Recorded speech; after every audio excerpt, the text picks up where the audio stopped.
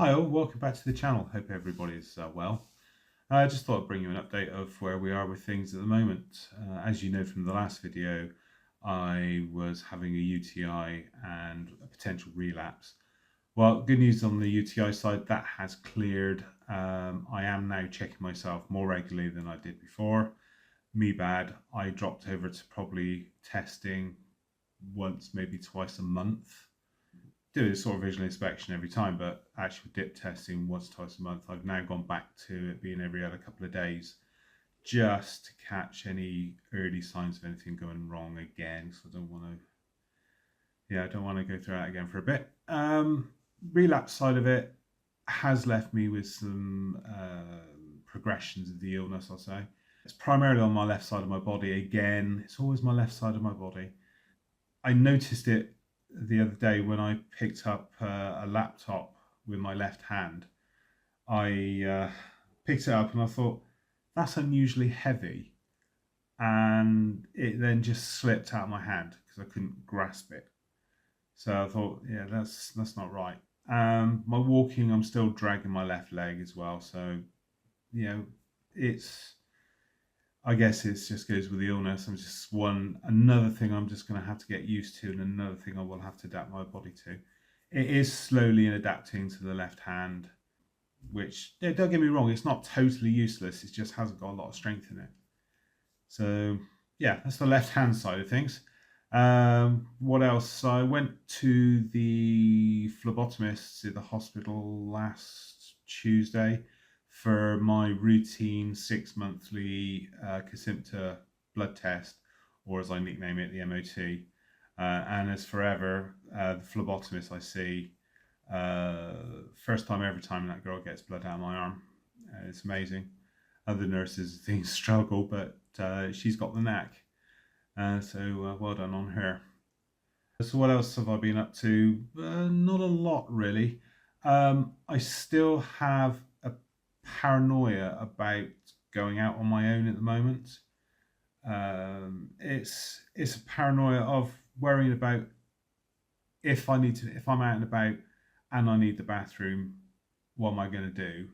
Which, to be truthful, bladder control is a lot better than it has been for a long time. Well, not a long time, for the last few weeks now. I can go several hours without the sudden rush, and other times I just need to go very quickly.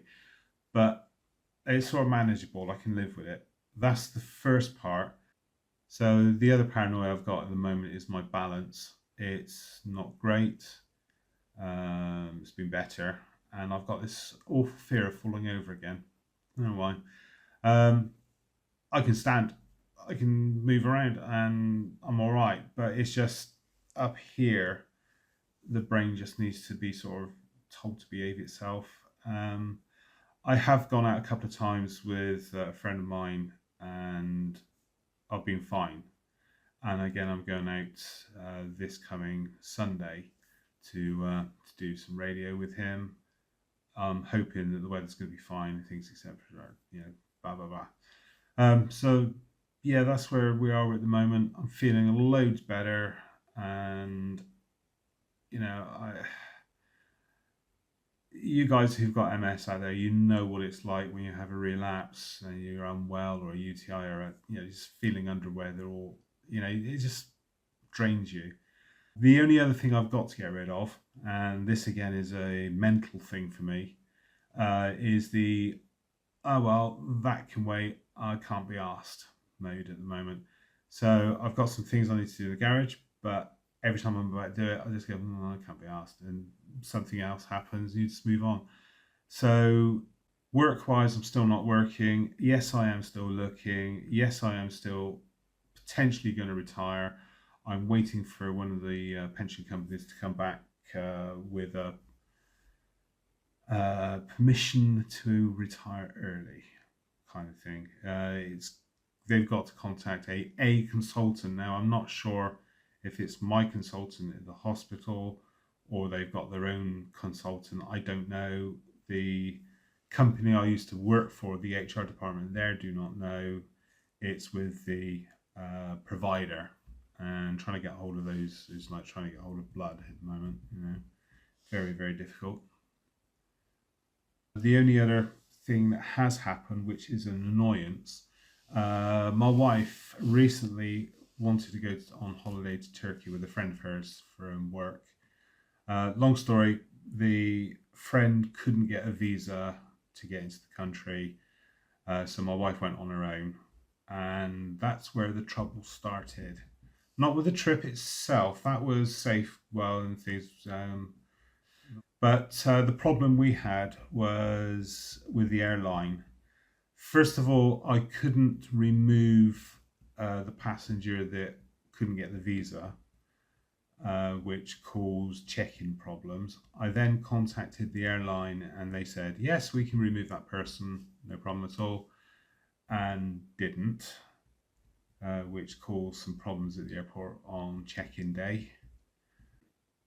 Coming back, I tried to check in for the return journey for my wife as she was away, and discovered that she'd actually been deleted from the flight completely, and the non-traveling friend was still on it. And that caused an immense amount of problems. I phoned the airline and they wouldn't talk to me initially because it was the other person on the ticket now. So, how it was just a pain in the backside. EasyJet absolutely stunk on the help there. Absolutely non-helpful right up until the Thursday before my wife flew home. Now, she flew out on the Monday, and it's only a very short break. She was flew out on a Monday and back on the Friday. So I phoned the airline on the Saturday to get this woman taken off, and was told, yeah, it's done. It takes 24 hours. Checked on Sunday, still there. Contacted them again. Oh, no, it's still being done. Give it a few hours, it'll be done. Monday, too late, can't do anything about it. Had to take her to the airport, and she had problems checking in at the airport and things. Coming back, I tried to book her in. The return check-in was available Monday evening. I couldn't check her in because she'd been taken off the ticket, and this other lady was now the ticket primary user, now primary passenger. So I phoned. It was that Monday. I phoned again to say, look, this is a mistake. Can we change it around? Yes, sir, we can do that, but we need permission from the traveller. Can you get this, and this? And I said, look, your mistake. You took her off, blah, blah, blah. Oh, yeah, I can see that. We'll put her back on. Give it 24 hours. Tuesday, same story. Wednesday, I'm getting a bit irate. And I was promised that it would be resolved by Wednesday evening. Somebody would phone me. And to this date, which is like 2 weeks later, I'm still waiting for somebody to phone me, by the way. Thursday, I phone up and I say, can I speak to a manager or stroke supervisor? And was told, quote, the managers or supervisors do not have phones, so they're not contactable. How can I help? Thankfully, the guy I spoke to, he was good. He was really good.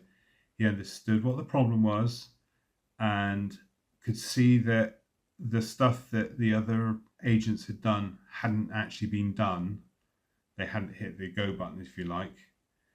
And well, within about an hour, he contacted me and said, can you check to see you can log in, do your check-ins, things like that.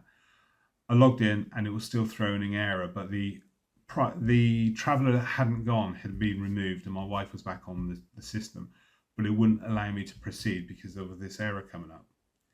I couldn't actually get hold of the guy directly that I was speaking to. After an hour, which seemed like a lifetime, I was then able to check my wife in again. So that was a bit annoying. It was all right for my wife. She was stressed. She was on her own. She can't read maps or anything like that, but she survived.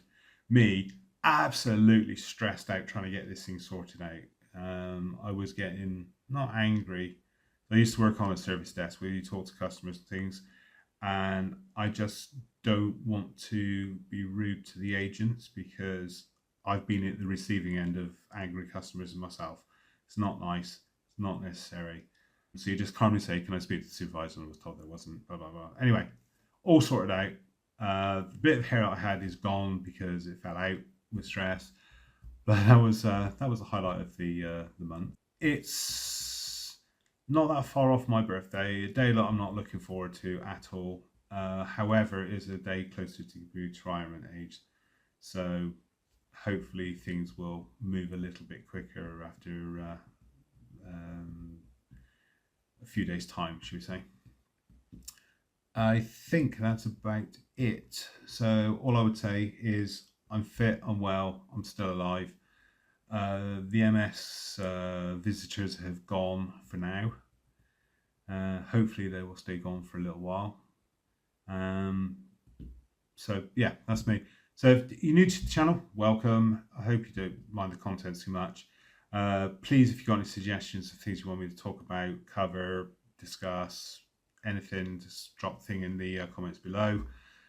And if you're not subscribed, there's a bell somewhere about here-ish, I suppose, or a subscribe button. I think they've changed it around. I think it subscribes over here now. But anyway, if you're bound to subscribe and hit the bell for notifications when I do publish videos, not that often at the moment, but when I do, I'll let you know. But thank you very much for your support. I uploaded the first video as a little bit of a support mentally for myself, and I'm amazed that I've actually hit 43 already. If I get it above 50, I'll be amazing for subscribers. But thank you all of you out there for coming along with the journey and listening to the conversation, as it were. But hopefully I'm going to get a video out before Christmas. But if I don't, happy seasonal greetings to you. Have a great time and relax, and hopefully I'll see you on the other side, as they say. Personally, I hate Christmas, but that's another story, family related, so I won't go into it here. Right, I'll leave you to it. Catch you later. Bye bye.